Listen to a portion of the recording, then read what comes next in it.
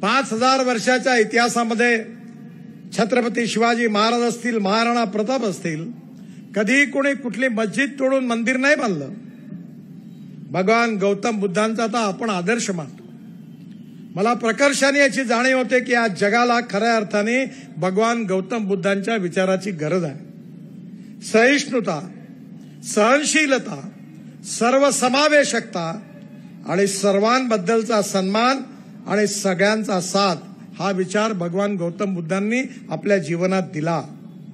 आज युक्रेन आणि रशियामध्ये लढाई सुरू आहे, इस्रायल आणि लेबनॉनमध्ये लढाई सुरू आहे आणि अनेक शक्तिशाली देश लढाई थांबवण्याच्या ऐवजी लढाईमध्ये अजून पेट्रोल टाकण्याचा प्रयत्न करत आहेत.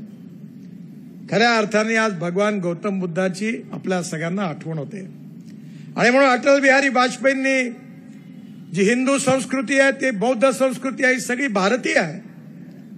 आज नॉर्थ साऊथ ईस्ट आशियामध्ये, इंडोनेशिया, मलेशिया, चायनामध्ये भगवान गौतम बुद्धांचा मोठा विचार त्या ठिकाणी पोहोचला. माझ्या आयुष्यातला अतिशय भाग्याचा क्षण होता की बौद्ध गयेमध्ये मी नुकतंच 1.5-2 महिन्यापूर्वी गेलो होतो.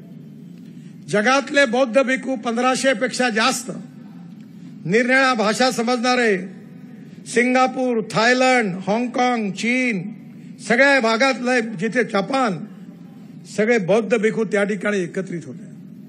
त्या कार्यक्रमाला मी गेलो त्यावेळी त्यांनी सांगितलं, आम्हाला तुम्हाला आशीर्वाद द्यायचा आहे. माझ्या आयुष्यामध्ये मी 22,000 कोटी रुपयाचा एक बौद्ध सर्किट म्हणून, जिथे भगवान गौतम बुद्धांचा जन्म झाला, तिथून जीवनात तिथे कार्य केलं, ज्यांना प्रेरणा मिळाली, त्या सगळ्या गावाला जोडून एक बौद्ध सर्किट तयार केलं.